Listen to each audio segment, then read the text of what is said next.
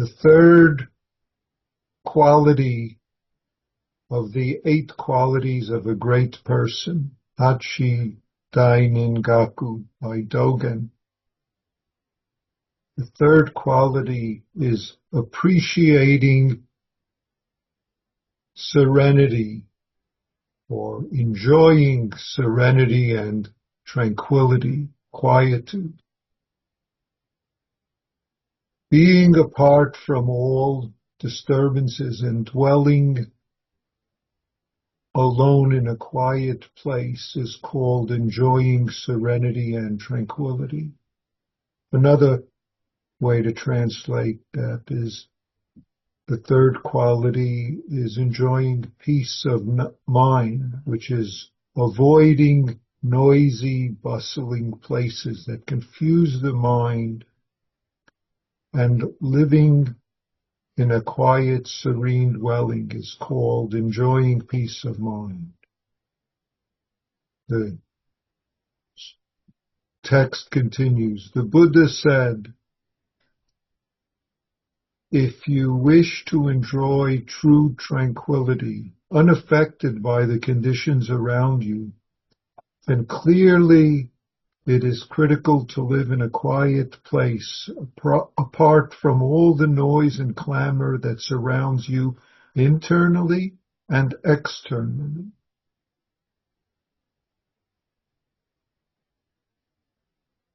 Keeping away from disturbances that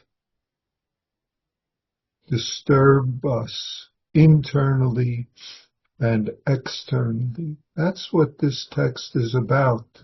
It's about discovering what disturbs us, whether internally or externally. It's what we say in the 4 practice principles. The first, caught in self-centered dream, only suffering. That self-centered dream is what disturbs us internally, externally, or the combination, because really it often can be external is what we internally, so to speak, say about that, what we decide about it is what makes the conditions and circumstances of life, the self-centered dream, catch us and make trouble for us. It's what we say, what comes to us from all the directions, whether internal or external, whether we can be open to meet them with wisdom, wisdom meaning seeing them for what they are, or whether they overwhelm us and cause us to suffer and cause us to do harm to self and others. That's really what the Buddha here is talking about, and what Dogen is talking about when he says being apart from or avoiding the disturbances, the things that confuse mind, or noticing what's confusing our mind. How is it to see clearly? In the Heart Sutra we say it, Avalokiteshvara Bodhisattva, which is our life. Avalokiteshvara Bodhisattva, doing deep prajna, clearly sees the emptiness of conditions. The emptiness is the fullness of them, but at the same time not being entrapped by how we see them, so that form is exactly empty, but the empty is exactly the form. So the form is exactly the way it is, and yet it's not our noise and clamor about things that enables us to live and respond to circumstances. That's the wisdom of who we are, which gets covered up. That's the wisdom of being just this moment, is to see where the internal, external disturbance is coming from, to notice it, not because we think about it, but because we're viscerally present in the midst of the circumstance and see where and how our story about it, our judgment about it, our interpretation, whether it's what's happening inside or outside, noticing that. And that's, in a sense, what we learn in regular sitting, in regular practice, in all sorts of circumstances. Yes, in the Zendo, when we start a sitting period, it's quiet. We don't move around. We don't talk. And yet we could notice all sorts of disturbances that arise. Could be disturbances in relation to mental aspects, emotional aspects, or it could be disturbances about the car that's going by outside, or the birds that are too noisy, or the color that the clothes that someone else wore, and our thinking about how could they wear such loud colors here in the Zendo? Don't they know they're supposed to be subdued, etc., etc. Or the memories about what she said to me yesterday and what I have to deal with tomorrow. See, that's the disturbances that internally or externally that arise, the noise and clamor, and our ability to be not caught up in the conditions, not notice when we're affected by our thoughts about what she is going to do and what he did, and how am I going to tomorrow? Noticing those is what enables us. That's the wisdom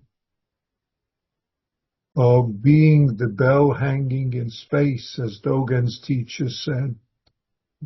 Taking whatever comes from in all directions, but responding to it with wisdom, the wisdom of seeing what it is and seeing what it isn't, and most of all, noticing how we're believing our story.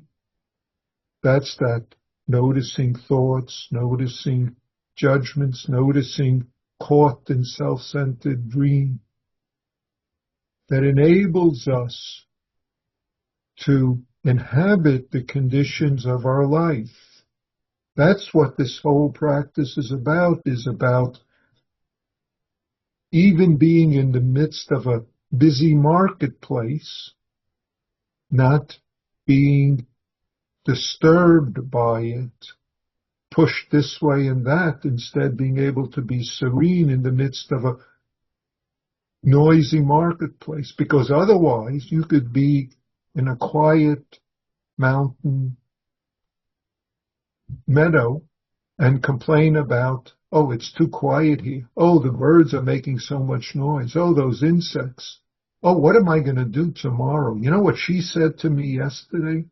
And then despite the location, despite the conditions, we can lose, so to speak, our tranquility, our serenity, our ability to be present by our interpretations of the conditions. And that's really what practice requires of us over and over, to notice when we're doing that. When, whether so-called external or internal judgment story is making real what's not real, or believing the judgment about the condition as opposed to seeing, yes, this occurred, whether with me or with someone else, and what is there to do right now, and what am I, adding on to it so that I'm suffering and I'm causing suffering for others. What are the things that I'm saying I need to have? And then noticing what trouble we make from saying I need to have that, or I need to not have that, or it should or shouldn't. It's the ability to notice how our story about the conditions is creating the suffering about the conditions. Yes, there are conditions that are difficult. Yes, there are things that we don't want. Yes, there are things that we want and we might not have. And then what is skillful to do right now? Otherwise, you wake up, you turn on, you'll pick up a newspaper and you can say, oh, that's so terrible. And what can I do about it? Oh, but that's so terrible.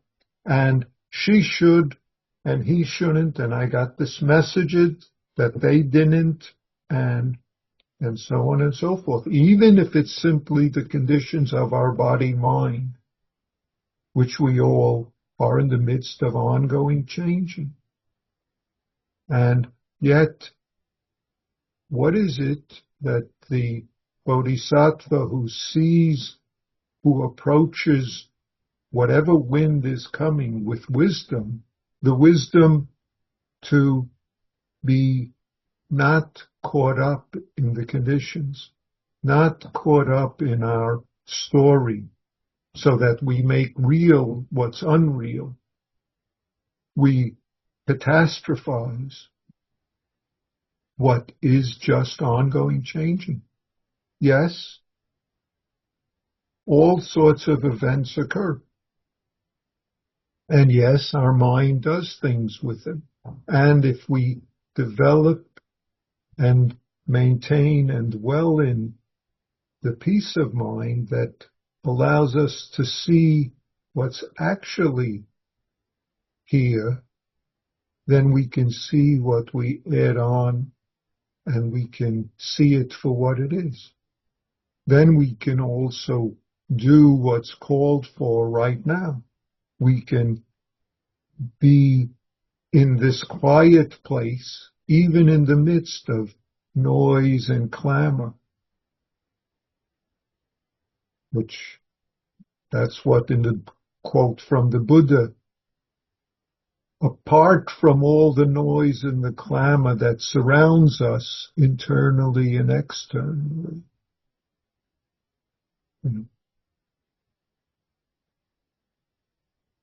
That's another way to say it is, how do we not be disturbed by our habit of judging what is and isn't and should and shouldn't be.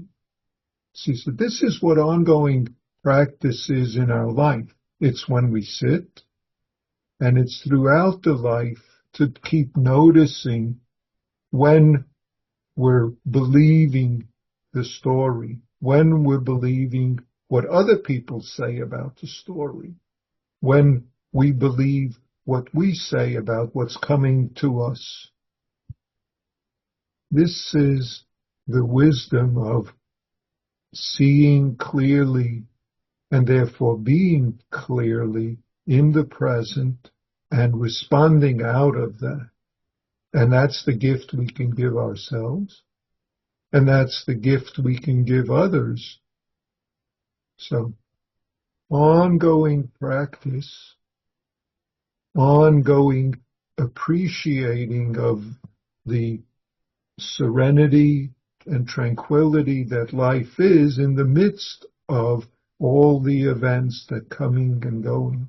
That's what you want to say our Zazen is, and that's what the wisdom of being who we truly are. Thank you.